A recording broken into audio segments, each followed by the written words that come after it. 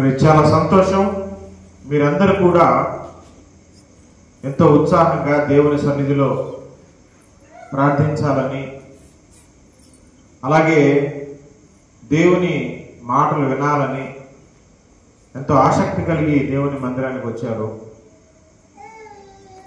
ఈ సమయంలో చాలా మంది దేంతో బిజీగా ఉంటారు చెప్పండి?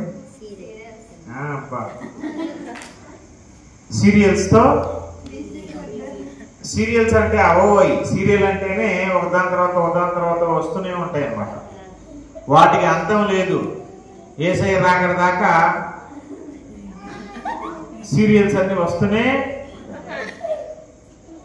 కానీ ఆ సీరియల్స్ అన్ని పక్కన పెట్టి స్విచ్ ఆఫ్ చేసి టీవీలు కట్టేసి దేవుని మందిరాన్ని ప్రేమించి, దేవుని మాటలను ప్రేమించి మీరందరూ వచ్చినందుకు ప్రత్యేకంగా మీ అందరికీ రెండోసారి నా వందనాలు తెలియజేస్తా ఉన్నాను అన్నమాట. దేవుని వాక్యం అనేది మన బ్రతుకులో గొప్ప మార్పును తీసుకొస్తుంది అన్నమాట. ఈ లోకంలో ఏది తీసుకురాలేనటువంటి గొప్ప మార్పు ఎవరు తీసుకొస్తారు మన బ్రతుకులో అని అంటే వాక్యం, దేవుని వాక్యం తీసుకొని వస్తుంది అన్నమాట. దేవుని వాక్యంతో మన హృదయాన్ని మనం నింపుకుంటే రోజు రోజుకి మన జీవితం మారిపోతా ఉంటుంది అన్నమాట. దేవుని వాక్యం మనలో ఉంటే అది మనల్ని గద్దిస్తూ ఉంటుంది. మనం చేసే తప్పులను ఎత్తి చూపుతూ ఉంటుంది. పక్కలో బల్లెల్లా కొంతమంది అంటుంటారు, ఈ నాకు పక్కలో బల్లెల్లా ఉన్నాడని అంటారు. పక్కలో బల్లె ఉంటే గుచ్చుతూ ఉంటాడు. అట్లాగా దేవుని వాక్యం మన గుండెల నిండా ఉంటే మనం ఏ చిన్న పొరపాటు చేసినా వెంటనే మన లోపల నుంచి ఒక మనిషి వలె గద్దిస్తూ ఉంటాడు. ఒక మనిషి స్వరం లోపల నుంచి వినపడుతున్నట్టు దేవుని స్వరం లోపల నుంచి వినపడుతూ ఉంటుంది అన్నమాట. అరే ఇది తప్పురా, చేయొద్దు ఇది అని లోపల నుంచి మనల్ని గద్దిస్తుంది. నువ్వు వేయకూడని అడుగు వేస్తున్నావు, వేయకూడని నడవకూడని దారిలో నడుస్తున్నప్పుడు లోపల ఉన్న వాక్యం నిన్ను గద్దిస్తూ ఉంటుంది. అరే ఈ దారి రైట్ కాదు, ఇది వెనక్కి నడు, ఇది మనకు సరైన దారి కాదు, ఇది యేసయ్య చెప్పిన దారి కాదు, ఇది పాపపు మార్గం, పాపపు వ్యక్తులు ఉండే చోటు, ఇది వెంటనే బయలుదేరి ఇంటికెళ్ళు అని ఒక వ్యక్తి మన పక్కనే ఉండి మాట్లాడుతున్నట్టుగా దేవుని వాక్యం లోపల నుంచి మనల్ని గద్దిస్తూ ఉంటుంది. దేవునికి నచ్చనిది, దేవునికి ఆయాసకరమైనది, దేవుణ్ణి గాయపరిచేది, మన జీవితాలను పాడు చేసేది మనకు తెలుసో తెలియకో ఒకవేళ చేయటానికి మనం ముందుకెళ్తే మన లోపల ఉన్న వాక్యం, ఇంకా వాక్యం అంటే ఇంకా దేవుడే అన్నమాట. దేవుడే వాక్యం కాబట్టి ఆ వాక్యం మన లోపల ఉందంటే దేవుడు మన లోపల నివాసం చేస్తున్నట్టే లెక్క అన్నమాట. అది ప్రతి క్షణం మనల్ని సరి చేస్తుంది. అలా సరి చేసే వ్యక్తి మన లోపల కావాలా వద్దా? ఈ రోజుల్లో ఎవరు సరి చేస్తారు చెప్పండి? నువ్వు చెడిపోతే నవ్వుతారు. దేవుని వాక్యం అనేది మనకు చాలా చాలా అవసరం అన్నమాట. మనం ఎంత ఎక్కువగా దేవుని మాటలు వింటే మన బ్రతుకులో అంత గొప్ప మార్పు వస్తుంది అన్నమాట. మనం ఎప్పుడు వాక్యం వింటామంటే మన గొంతులో ప్రాణం ఉండగానే, మనం బ్రతికుండగానే ఇవన్నీ చెయ్యాలి. మనం ఎప్పుడో చేద్దామని అనుకుంటే అవదు. ఎప్పుడో చేద్దాంలే, ఎప్పుడో విందాంలే, ఎప్పుడో చూద్దాంలే అనుకుంటే చూడటానికి నీ జీవితానికి గ్యారంటీ ఏముంది? అంత బాగానే ఉన్నాను అనుకున్న వాళ్ళు కూడా గుట్టుకుని వెళ్ళిపోయేవాళ్ళు చాలా మంది అంటారు. అసలు ఎందుకు వెళ్ళిపోయాడో కూడా అర్థం కాదు. ఒక్కోసారి ఆ వార్త వినగానే మనకే షాక్ అనిపిస్తుంది. ఏంటి ఆయన చనిపోవటం ఏంటి, ఇప్పుడు దాకా బాగానే ఉన్నాడు కదా అనుకుంటాం మనం. అసలు ఏం జరిగింది అంటే ఏం లేదండి, అట్లా కూర్చున్న వ్యక్తి కూర్చున్నట్టే ఉన్నాడు, చచ్చిపోయాడని అంటారు. ఏం జరిగిందో కూడా ఇంటోళ్ళు కూడా తెలియదు. అందుకే నాకు బలం ఉంది, నేను ఆరోగ్యంగా ఉన్నా, నాకు ఇంకా చాలా వయసు ఉంది, నాకేమవుతులే అనుకోవటం చాలా చాలా పొరపాటు. ఉన్నవాళ్ళు ఉన్నట్టుగానే చనిపోతున్నటువంటి పరిస్థితులు మనం చూస్తూ ఉన్నాం. కాబట్టి మన గొంతులో ప్రాణం ఉండగానే, మనం సజీవులంగా ఉండగానే దేవుని వాక్యాన్ని పదే పదే మనం వినాలి. బైబిల్ చదవగలిగిన వాళ్ళైతే టైం ఉన్నప్పుడల్లా చదవాలి. వాక్యాన్ని మనం ఎంత ఎక్కువగా చదివితే మన జీవితాల్లో అంత మార్పు వస్తుంది. ఇప్పుడు మనకు వయసు ఉంది, ఆరోగ్యం ఉంది అని అనుకోవటానికి లేదు. జీవితం ముగించబడితే ఇంకెప్పుడైనా దీన్ని చదువుతాం, మనం చదవటానికి మన కళ్ళు ఉంటాయి, మనం ఉంటాయి, ఈ శరీరం ఉంటుందా? అందుకే దేవుడు ఇచ్చినటువంటి ఈ శరీరాన్ని, దేవుడు ఇచ్చిన ఈ కళ్ళను, కళ్ళు లేని వాళ్ళు ఎంతమంది ఉన్నారు సమాజంలో? కళ్ళు లేని వారు, వాళ్ళకి ఏం ఆశ ఉంటుందో తెలుసా? ఒక్కసారి బైబిల్ కనుక ఇట్లా చూడాలని ఉందండి. ఒక్కసారి కళ్ళు ఇట్లా వచ్చేసి ఇట్లా వచ్చేసి మళ్ళీ ఆరిపోతే బాగుండు. ఒక్కసారి బైబిల్ని చూడాలి, దేవుడు నా కోసం రాయించిన బైబిల్ని ఒక్కసారి చూడాలి, ఒక్కసారి ఆయన మాటలు చూడాలి, ఎంత ఆశ ఉందో. కానీ అవకాశం లేదు. మనకు 2 కళ్ళు బాగుండి చూడగలుగుతున్నా కూడా మనం చదవం. ఎంత దౌర్భాగ్యం, ఎంత దరిద్రం అది. కొంతమంది 2 కళ్ళు లేని వాళ్ళు ఉన్నారు. వాళ్ళు నడుచుకుంటూ దేవుని మందిరానికి వెళ్ళాలని ఎంత ఆశ ఉంటుందో, సువార్త చెప్పాలని ఎంత ఆశ ఉంటుందో, ఇంటికి వెళ్ళి ఒక సువార్త కరపత్రం ఇవ్వాలని ఎంతో ఆశ ఉంటుంది. కానీ 2 కళ్ళు లేని పరిస్థితి. కొంతమంది చప్పట్లు కొట్టాలి, ఒక్కసారైనా నా జీవితంలో దేవుని పాటకి చప్పట్లు కొట్టాలని ఆశ ఉంటుంది. 2 చేతులు లేవు. ఏమంటే చప్పట్ల విలువ 2 చేతులు లేని వ్యక్తిని అడిగితే తెలుస్తుంది. కాళ్ళ విలువ 2 కాళ్ళు ఉండి మనం దేవుని మందిరానికి రావట్లేదు, దేవుని పనికి ముందు రావట్లేదు కదా. 2 కాళ్ళు లేని వ్యక్తిని అడిగితే కాళ్ళ విలువ చెప్తారు. కళ్ళు లేని వ్యక్తిని అడిగితే కళ్ళ విలువ తెలుస్తుంది. దేవుడు ఇచ్చినటువంటి అందమైన కళ్ళని మనం వ్యర్థమైనవి చూడటానికి, సీరియల్స్ చూడటానికి, సినిమాలు చూడటానికి, లోక సాహిత్యం చూడటానికి, చెడ్డదాన్ని చూడటానికి, ఎవడో గొడవ వేసుకుంటే చర్చి మానేసి ఆ గొడవలు చూడటానికి, ఇట్లా రకరకాల వాటి కోసం మనం మన అవయవాలను ఉపయోగిస్తున్నామంటే మన టైం వచ్చేస్తే మనల్ని ఎవ్వడు కాపాడలేడు. అందుకే ఆ టైం రాకముందే యేసయ్య 2వ రాకడ ఎప్పుడు వస్తుందో తర్వాత సంగతి. ముందు అసలు మనం బతుకుంటారు కదా. అప్పుడు దాకా ఒక వ్యక్తి తన జీవితాన్ని అలాగే నిర్లక్ష్యం చేశాడు. ఒక వ్యక్తి,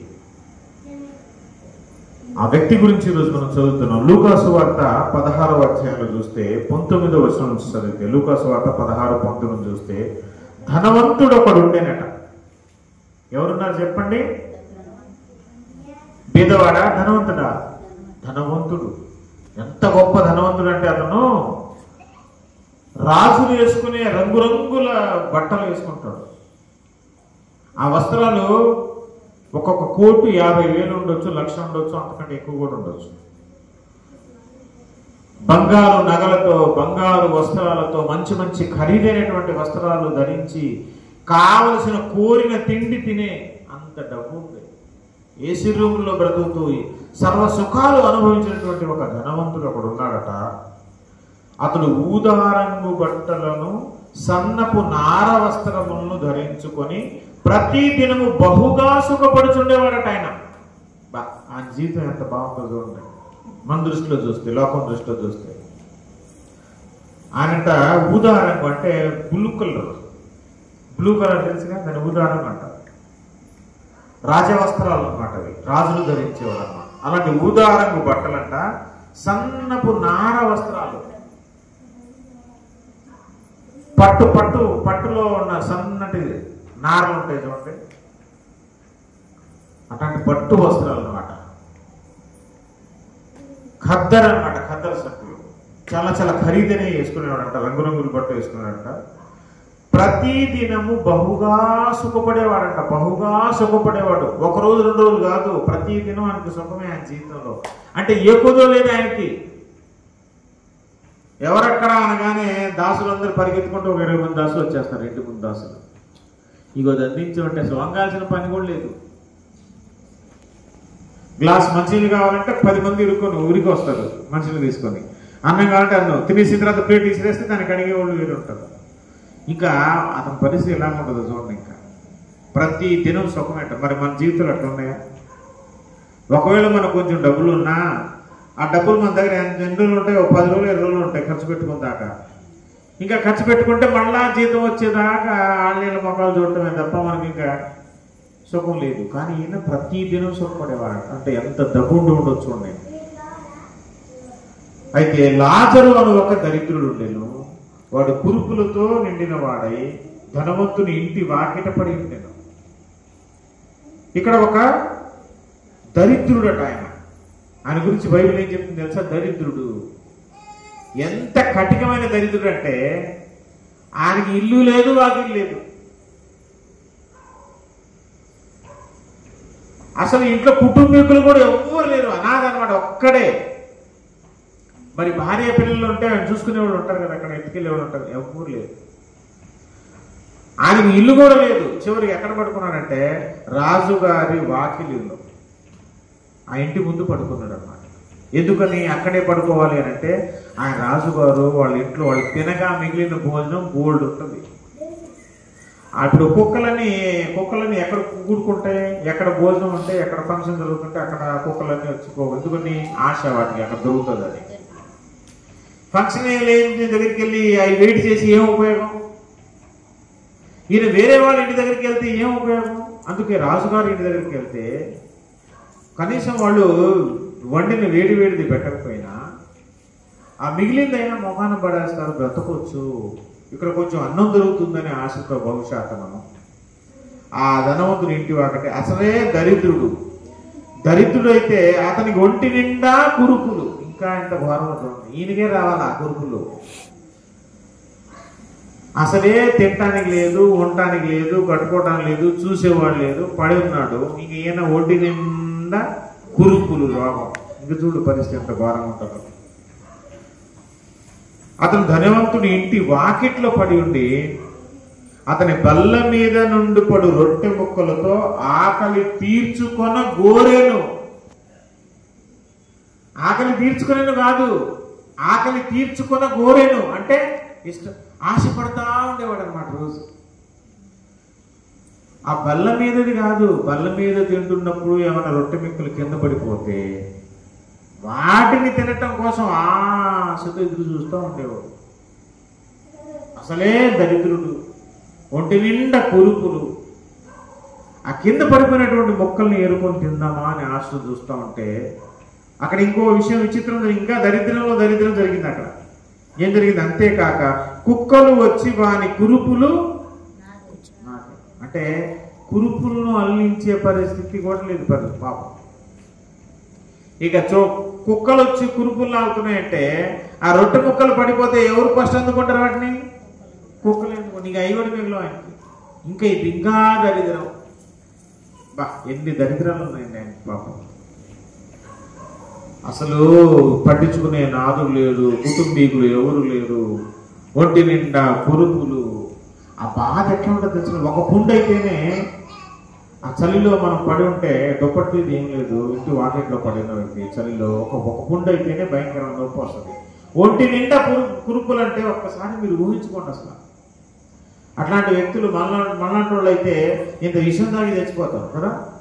ఆ బాధ తట్టుకోలేక, ఆకలి తట్టుకోలేక, ఎవరు లేరు, ఎందుకు నేను బతకడం అనుకొని ఊరు పోసుకోవటం ఏదో చేసుకుంటారు. అలా కూడా చేయలేదు. ఎందుకు చేయలేదంటే అలా చచ్చిపోతే అగ్నిగుండానికి వెళ్ళిపోతానని అతనికి తెలుసు అన్నమాట.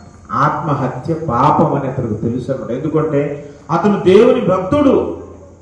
విషయం ఏంటంటే అక్కడ ఆయన భక్తిపరుడు. ఇక్కడ బీదవాడు దరిద్రుడు, భక్తిపరుడు. లాజరు అనే దరిద్రుడు భక్తిపరుడు. భక్తిపరుడు కాబట్టి నేను ఆత్మహత్య చేసి చచ్చిపోతే, నా బాధ తట్టుకోలేక చచ్చిపోతే అగ్నిగుండానికి వెళ్ళిపోతానని అతనికి తెలుసు కాబట్టి ఆ బాధను అలాగే భరిస్తూ కుక్కలు వచ్చి కురుపులు నాకుతున్నా అల్లించే పరిస్థితి కూడా లేకుండా అలాగే భోజనం లేకుండా పడిపోయి ఉన్నాడు. ఎంతకాలం బ్రతుకుతారు అట్లా ఉంటాయి. ఆ రోజు రానే వచ్చి ఏం జరిగిందంటే ఆ దరిద్రుడు చనిపోయి దేవదూతల చేత అబ్రహాము రొమ్మున ఆనుకొనుటకు కొనిపోబడెను. ధనవంతుడు కూడా చనిపోయి పాతి పెట్టబడెను.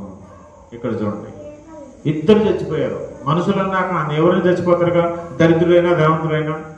ఫస్ట్ దరిద్రులు చచ్చిపోయారట. చచ్చిపోతే వెంటనే ఎవరు వచ్చారు తెలుసా? దేవదూతులు వచ్చారు. భక్తిపరుడు చనిపోతే ఎవరు వస్తారు తెలుసా? తీసుకోవడానికి దేవదూతులు వస్తారు. కానీ ధనవంతులు చచ్చిపోతే ఎవరు రాలా. మరి మనం చనిపోయినా మరి దేవదూతులు రావాలో మరి వాళ్ళు రావాలో డిసైడ్ చేసుకోండి. కొమ్ములు ఉన్నోళ్ళు రావాలో, రెక్కలు ఉన్నోళ్ళు రావాలో. రెక్కలున్న దేవదూతలు రావాలో, కొమ్ములున్న దేవదూతలు రావాలో నువ్వు బ్రతికే బ్రతుకు మీద ఆధారపడి. దేవదూతలు వచ్చారు, చక్కగా తీసుకొని అబ్రహాము రొమ్మున, ఎక్కడ అబ్రహాము కూర్చున్నాడో ఆయన రొమ్మును తీసుకుని ఆయన పక్కనే ఆయన కౌగిట్లో కూర్చోబెట్టారు. దేవతను తీసుకెళ్ళి బా ఏం ధన్యత, ఏం భాగ్యం అసలు, ఎన్ని కోట్లు ఇస్తే వస్తుందండి అంత గొప్ప ధన్యత. బీదవాడు, దరిద్రుడు, కురుపులతో నిండిన వ్యక్తి, భోజనం లేకుండా అరిచిన వ్యక్తి దేవదూతలు తీసుకుని వెళ్ళిపోయారు. ఈయన చచ్చిపోతే, ధనవంతుడు చచ్చిపోతే దేవదూతలు రాలేదు, వీళ్ళ బంధువులే పాతి పెట్టారు అన్నమాట. పాతి పెట్టిన తర్వాత వీళ్ళిద్దరూ ఇక ఆత్మలు, ఇక్కడ శరీరాన్ని వదిలేసి ఆత్మలు వెళ్ళిపోయినాయి కదా. వీళ్ళకి ఏం జరిగిందంటే చూడండి, పాతి పెట్టబడిన అప్పుడు అతడు పాతాళంలో బాధపడుచు, ఎవడు? ధనవంతుడు. ఈడ శరీరాన్ని పాతి పెట్టారు, మనోడు ఆత్మ ఎక్కడికి వెళ్ళిపోయింది? పాతాళానికి వెళ్ళిపోయింది. పాతాళంలో బాధపడుచు కన్నులు ఎత్తి పైకి చూశాడంట మనోడు. దూరం నుండి అబ్రహామును అతని రొమ్మున అనుకుని లాజరును చూసి, అక్కడ చూడగానే కళ్ళెత్తి, ఇదేంటి మంటలు, ఈ మంటలు ఏంటి, ఎడకు పంపించేంటి, ఎడకొచ్చానండి నేనని ఈ కన్ఫ్యూజన్ లో ఉండేట ఊరికే పైన చూద్దామని చూశాడట. అక్కడ అబ్రహాము రొమ్మున ఎవరున్నారు? లాజరు దరిద్రుడు.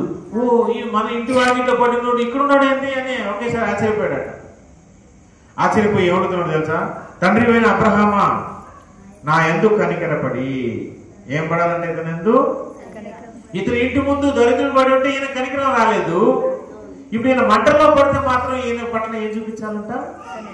నా యందు కనికరపడి తన వేలి కొనను నీళ్లలో ముంచి నా నాలుకను చల్లార్చుటకు లాజరును పంపుము, నేను ఈ అగ్ని జ్వాలలో యాతన పడుచున్నాను. కేకలేసి చెప్పాడు. మామూలుగా సార్ సార్ సార్ ప్లీజ్ అని కాదు, కేకలేసి గట్టి గట్టిగా.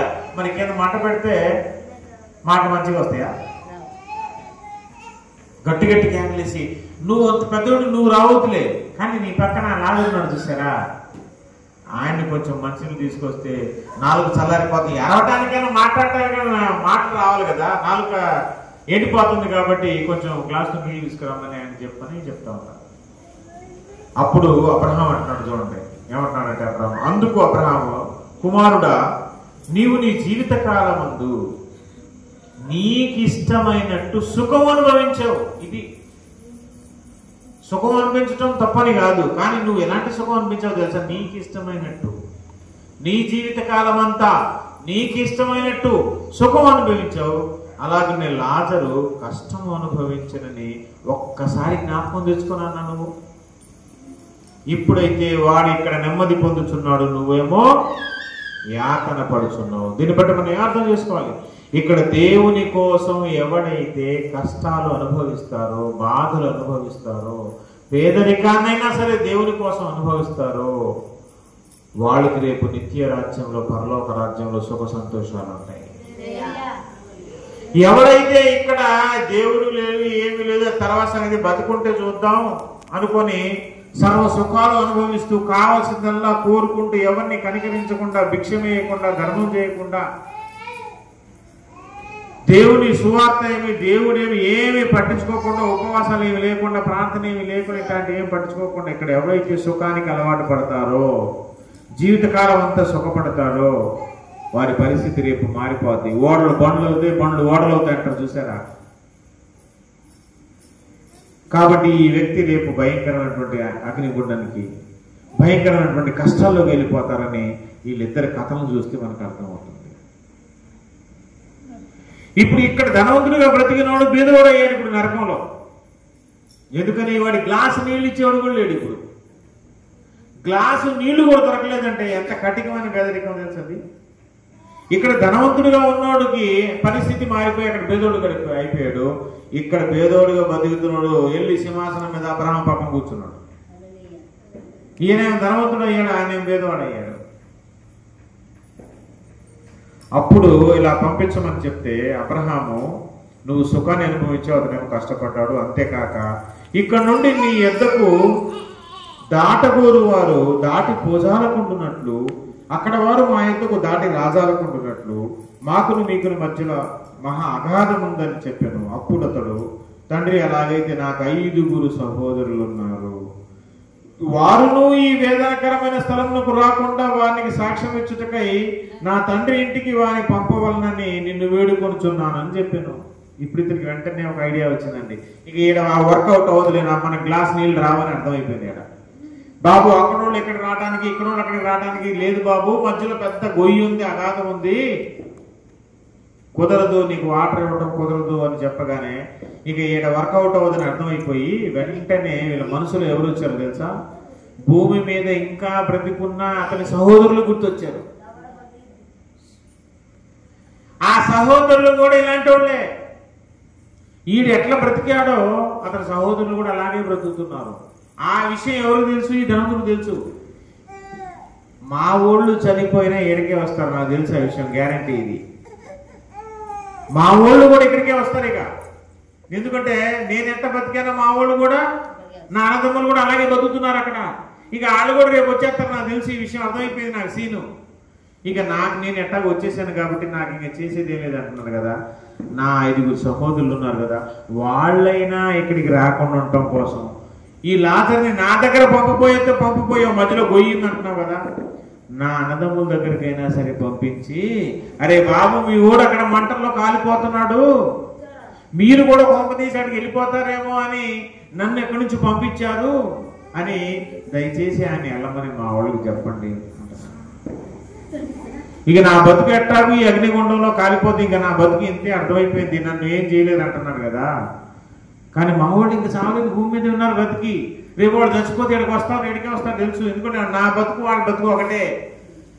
కాబట్టి ఆడ రాకుండా ఉండటం కోసం లాజర్ని పంపమాట. చచ్చిపోయిన వాళ్ళు వస్తే సువార్త చెప్తే ఎవరు వింటారండి? ఇప్పుడు బతుకున్న వాళ్ళు చెప్తేనే వినట్లేదు.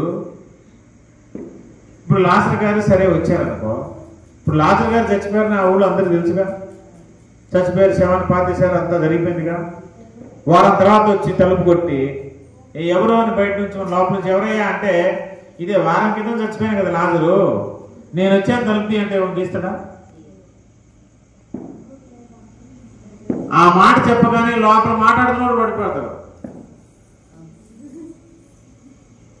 చచ్చిపోయినోడు వచ్చి నేను ఫలానా వ్యక్తిని వారం క్రితం చచ్చిపోయాను, నీకు సువార్త చెప్పడానికి వచ్చాను నేను, లే అనే స్వరం లక్ష్మి గారు నీకు వినపడితే మీరు బయటకు వచ్చేస్తారా? చూస్తారా? అసలు లోపలే గడ్డగట్టి బిగిసిపోతారు. వారం క్రితం చచ్చిపోయిన వ్యక్తి వచ్చాడా, మా ఇంటికి వచ్చి తలుపు కొడుతున్నాడా అని అంటాం లేదా? వింటారా ఎవరన్నా? కాబట్టి బతుకున్నోడు చెప్తేనే వింటలేదు, చచ్చిపోయినోడు చెప్తే ఎవరు వినే పరిస్థితి లేదు. పాతాళానికి వెళ్ళొచ్చిన వ్యక్తి చెప్తే ఇంకెవరు వినరు. ఇప్పుడు చాలా మంది అడుగుతుంటారు, అయ్యా పాతాళానికి వెళ్ళిపోతావు, నీ బ్రతుకు దేవుని కోసం బ్రతుకు, మారు మనసు పొందు, రక్షణ పొందు, పవిత్రంగా బ్రతుకు, రేపు అగ్నిగుండం ముందు నువ్వు చనిపోతే అక్కడికి వెళ్ళావు, అక్కడికి వెళ్ళిపోతావేమో జాగ్రత్త అని మనం చెప్పామనుకోండి, వాళ్ళు ఏమంటారు తెలుసా? నరకం ఉందా నువ్వు చూసి వచ్చావా? చూసి వచ్చి చెప్తే ఈడు వింటాడా? అసలు రానిస్తాడా? ఇటు రానిడు. కానీ ఏమనంటాడు? నువ్వు చూసి వచ్చావా? చూసి వచ్చినోడు ఎవడన్నా ఉన్నాడా అని అంటారు. నమ్మాలి అనుకుంటే ఒక వ్యక్తి ఎట్లాగని నమ్ముతాడు, నమ్మొద్దు అని మొండికేశాడంటే 100 కారణాలు చెప్తాడు. అందుకే మనం తెలుసుకోవాల్సిన విషయం ఏంటంటే, ఆ ధనవంతుడు అక్కడికి వెళ్ళి ఇక్కడ ఉన్న వాళ్ళ గురించి ఆలోచిస్తున్నాడు. కానీ ఇక్కడ వీళ్ళు అన్నదమ్ములందరూ ఏం చేస్తారో తెలుసా? ఆ టైంకి ఏం చేస్తూ ఉంటారో తెలుసా? ఊహించండి ఏం చేస్తూ ఉంటారు వీళ్ళు అన్నదమ్ములు ఇక్కడ. ఇప్పుడు అక్కడికి వెళ్ళి ఆయన అబ్రహాంతో వేడుకుంటున్నాడు, ఒకసారి లాజర్ని పంపి మా అన్నదమ్ములకు భూమి మీద చెప్పించండి.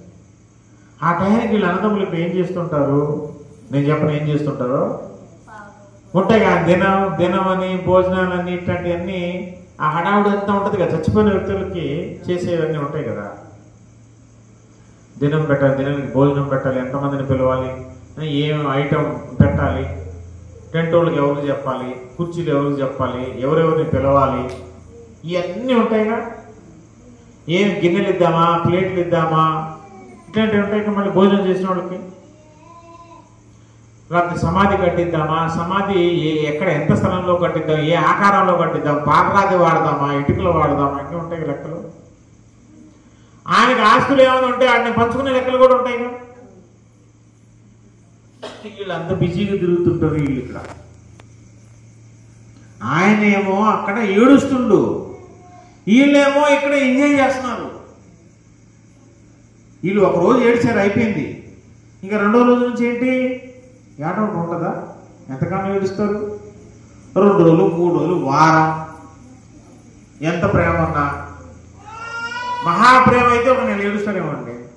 దాని తర్వాత పండగలు వస్తే దీపావళి వస్తే దీపావళి, సంక్రాంతి వస్తే సంక్రాంతి, క్రిస్మస్ వస్తే క్రిస్మస్, జనవరి ఫస్ట్ వస్తే జనవరి ఫస్ట్. పండగలప్పుడు ఏమేమి పప్పులు, ఏమేమి అప్పులు, ఏమేమి చేస్తారో అవన్నీ మళ్ళీ పిండి వంటలు చేస్తూనే ఉంటారు. కొత్త బట్టలు వేసుకుంటూనే ఉంటారు. ఇంటిని బాగా అందంగా అలంకరించడం, అలకటం ఇవన్నీ చేస్తూనే ఉంటారు. ఇక మనిషి మైండ్ నుంచి వెళ్ళిపోతారు. వీళ్ళేమో ఇక్కడ అన్నదమ్ములేమో ఇక్కడ ఆయన పేరు మీద ఇక్కడేమో భోజనాలు పెడుతున్నారు. వీళ్ళు ఆయన బ్రతుకులో అక్కడ సుఖం లేదు, అక్కడ ఏడుస్తున్నాడు ఆయన. కాబట్టి మన బ్రతుకులు తారుమారైపోతాయి.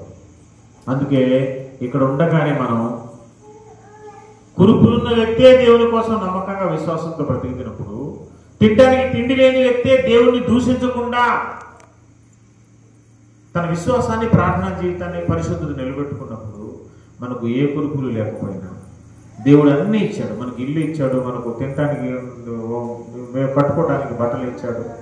అన్ని సమస్తం ఇచ్చినా కూడా మనం భక్తిని నిర్లక్ష్యం చేస్తే, విశ్వాసాన్ని పోగొట్టుకుంటే, కాపాడుకోకపోతే మన బ్రతుకు కూడా ధనవంతుడు బ్రతుకులాగా తారుమారైపోతుంది. మనం ఊహించినది మనకు జరుగు తీరుద్ది. కాబట్టి మనం అలా ఉండకూడదు. అప్రమత్తంగా ఉండాలి, జాగ్రత్తగా ఉండాలి, భక్తిని కాపాడుకోవాలి, పరిశుద్ధతను కాపాడుకోవాలి. పరిశుద్ధత లేకుండా ప్రభువుని ఎవరు చూడలేడు. పరిశుద్ధత అనేది చాలా దేవుడు నేను పరిశుద్ధుడు కాబట్టి మీరు కూడా పరిశుద్ధులుగా ఉండమని చెప్పాడు. ఆజ్ఞది.